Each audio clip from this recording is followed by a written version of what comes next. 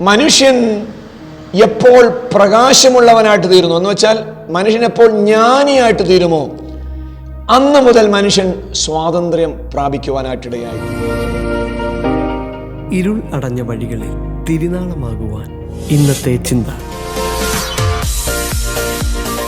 Praise the Lord.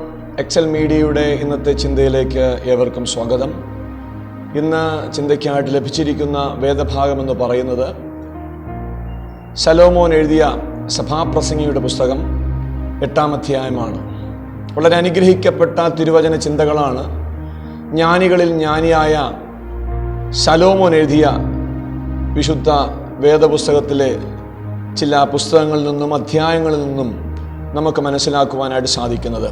ഏകദേശം BC 970 930 ഇടയിൽ ഭരിച്ചിരുന്ന ശലോമോൻ എന്ന് പറയുന്ന വ്യക്തി കർത്താവ് കൊടുത്ത, യഹോവയായ ദൈവം കൊടുത്ത ജ്ഞാനത്തിൽ നിന്നുകൊണ്ട് മനസ്സിലാക്കിയ, എഴുതിയ ചില വേദഭാഗങ്ങളാണ് നമുക്ക് സദൃശ്യവാക്യങ്ങളിലും സഭാപ്രസംഗിയിലും ഉത്തമഗീതത്തിലുമൊക്കെ കാണുവാനായിട്ട് സാധിക്കുന്നത്.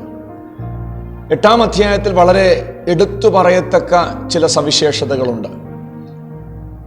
ഈ വേദഭാഗങ്ങളിലെ എല്ലാ തുടക്കം മുതലുള്ള എല്ലാ ഭാഗത്തും മായ, വാനിറ്റി എന്നുള്ള വാക്ക് പലതവണ ഉദ്ധരിച്ച് പറഞ്ഞിട്ടുള്ളതായിട്ട് കാണുവാൻ സാധിക്കുന്നുണ്ട്. ഏകദേശം 38 പ്രാവശ്യം സഭാപ്രസംഗിയുടെ പുസ്തകത്തിൽ വാനിറ്റി അല്ലെങ്കിൽ മായ, മായ സകലതും മായത്രേ എന്ന് സഭാപ്രസംഗി പറയുന്നു എന്ന് തുടങ്ങിക്കൊണ്ട് അനേക ഭാഗങ്ങളിൽ അത് കാണുവാനായിട്ട് സാധിക്കുന്നുണ്ട്. ദൈവം തനിക്ക് കൊടുത്ത വിലയേറിയ ജ്ഞാനം താൻ പ്രാപിച്ചപ്പോൾ താൻ സ്വരൂപിച്ചതെല്ലാം മായയാണെന്നും തൻ്റെ സമ്പത്ത്, നന്മകൾ, സുഖങ്ങൾ, അപ്പോൾ തന്നെ ദുഃഖങ്ങളും മരണവും ജീവനും മനുഷ്യൻ്റെ ജ്ഞാനവും മനുഷ്യൻ്റെ അറിവും മനുഷ്യൻ്റെ എല്ലാം സകലതും മായയാണെന്നുള്ള തിരിച്ചറിവ് തനിക്കുണ്ടാവുകയാണ്.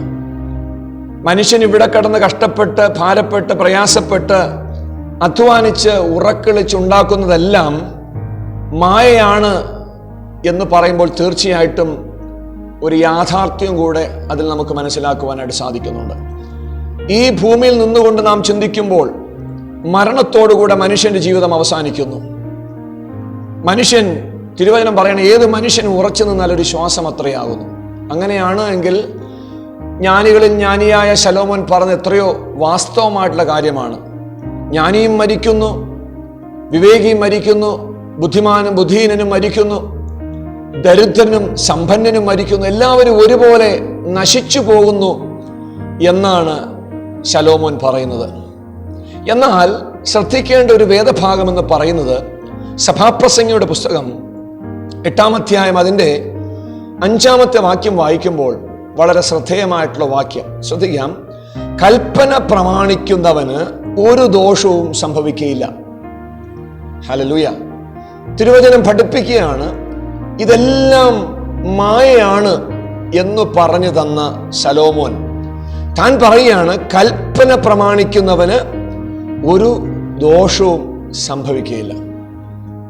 ഈ സഭാപ്രസംഗിയുടെ പുസ്തകത്തിൽ മനുഷ്യന്റെ ജ്ഞാനത്തിന്റെ പരിമിതികളെ കുറിച്ചും മനുഷ്യന്റെ ജ്ഞാനങ്ങളൊന്നുമല്ല, മനുഷ്യന് ദൈവിക ജ്ഞാനം ആവശ്യമാണ് എന്നുള്ളതിനെ കുറിച്ചും മനുഷ്യ ജീവിതത്തിൻ്റെ യാഥാർത്ഥ്യങ്ങളെക്കുറിച്ചും മനുഷ്യ ജീവിതത്തിൻ്റെ അർത്ഥങ്ങളെക്കുറിച്ചൊക്കെ വ്യക്തമായിട്ട് മനസ്സിലാക്കി തരുന്ന ഒരു പുസ്തകമാണ് ഈ സഭാപ്രസംഗിയുടെ പുസ്തകം.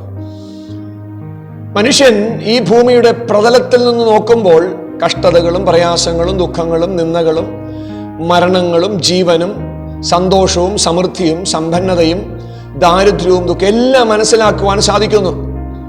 എന്നാൽ ഈ ഭൂമിയുടെ പ്രതലത്തിൽ നിന്ന് 1 കിലോമീറ്റർ ഉയരത്തിലായിട്ട് മനുഷ്യനൊന്ന് നിന്നുകൊണ്ട് ഈ ഭൂമിയെ നോക്കുകയാണെങ്കിൽ അവന് ചെറിയ മനുഷ്യരായിട്ട്, ഉറുമ്പുകൾ പോലെയുള്ള കൊച്ചു കൊച്ചു മനുഷ്യരായിട്ട് മാത്രമാണ് ഈ ഭൂമിയിലെ സകല ജനങ്ങളെയും മൃഗങ്ങളെയും വാഹനങ്ങളെയൊക്കെ കാണുവാനായിട്ട് സാധിക്കും. എന്ന് വെച്ചാൽ വളരെ ചെറിയ, വളരെ ഭാരം കുറഞ്ഞ ഒരവസ്ഥയിലേക്ക്, അല്ലെങ്കിൽ ഇതിലൊന്നിലും ഒരു കാര്യമില്ല എന്നുള്ള ഒരർത്ഥം ശലോമോൻ മനസ്സിലാക്കിയെടുക്കുകയാണ്. എന്നെ ശ്രവിച്ചുകൊണ്ടിരിക്കുന്ന പ്രിയ സഹോദരങ്ങളെ, ഞാനിപ്പോൾ വായിച്ച വേദഭാഗത്തിൽ പരമമായിട്ടുള്ള ഒരർത്ഥം അടങ്ങിയിട്ടുണ്ട്. അതിപ്രകാരമാണ്: ഈ ലോകത്തിലെ സകലതും നശിച്ചു പോവുകയും ഈ ലോകത്തിലെ സകലതും മായ എന്ന് സഭാപ്രസംഗി പറയുകയും ചെയ്യുമ്പോൾ വിലയുള്ള ഒരു കാര്യത്തെക്കുറിച്ച് പറയുന്നുണ്ട്. അതാണ് നമ്മൾ വായിച്ചത്: കൽപ്പന പ്രമാണിക്കുന്നവന് ഒരു ദോഷവും സംഭവിക്കുകയില്ല. എട്ടാമത്തെ വാക്യത്തിന്റെ 2-ാം ഭാഗം വായിക്കുമ്പോൾ, മനുഷ്യന്റെ ജ്ഞാനം അവന്റെ മുഖത്തെ പ്രകാശിപ്പിക്കുന്നു, അവന്റെ മുഖത്തിലുള്ള കാഠിന്യം മാറിപ്പോകുന്നു. ശ്രദ്ധിക്കണം, കർത്താവ് പറഞ്ഞ അതേ വചനം തന്നെയാണ്. വെളിച്ചം ഇരുളിലേക്ക് വന്നു, ഇരുളോ അതിനെ പിടിച്ചടക്കിയില്ല.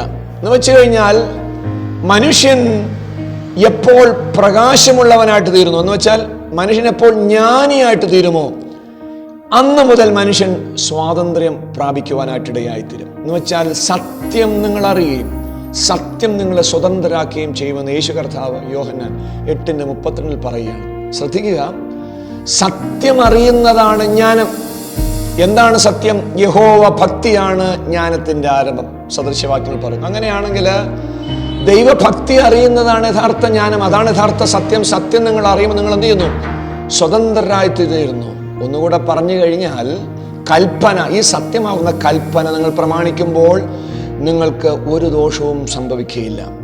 1 യോഹന്നാൻ 2:17 ഇപ്രകാരം ഒരു വാക്യമുണ്ട്: ലോകവും അതിൻ്റെ മോഹവും ഒഴിഞ്ഞു പോകും, ദൈവ ഇഷ്ടം ചെയ്യുന്നവൻ, എന്ന് വെച്ചാൽ ദൈവത്തിൻ്റെ വചനങ്ങളെ, ദൈവത്തിൻ്റെ കൽപ്പനകളെ അനുസരിക്കുന്നവനോ എന്നേക്കും ജീവിക്കും. അങ്ങനെയാണെങ്കിൽ തിരുവചനം നിങ്ങളെ ജ്ഞാനത്തിലേക്ക് നയിക്കുന്നു. തിരുവചനം നിങ്ങളെ സ്വതന്ത്രരാക്കുന്നു. ആ സ്വതന്ത്രമാക്കുന്ന തിരുവചനത്തിൽ വിശ്വസിച്ച് കഴിഞ്ഞാൽ തീർച്ചയായിട്ടും തിരുവചനത്തിൻ്റെ അടിസ്ഥാനത്തിൽ നിങ്ങൾ എന്നേക്കും ജീവിക്കും. എന്ന് വെച്ചാൽ നിങ്ങൾക്ക് മരണമില്ല, നിങ്ങൾ മായയല്ല, നിങ്ങൾക്ക് ലൈഫ് ആഫ്റ്റർ ഡെത്ത്, ഡെത്തിന് ശേഷം, മരണത്തിന് ശേഷം ഒരു നിത്യജീവനുണ്ട് എന്ന് സ്പഷ്ടമായിട്ട് ഉപദേശിച്ച് തരുന്ന ഒരു തിരുവചനമാണ് നാം വായിക്കുവാനായിട്ടിടയായിത്തീരുന്നത്.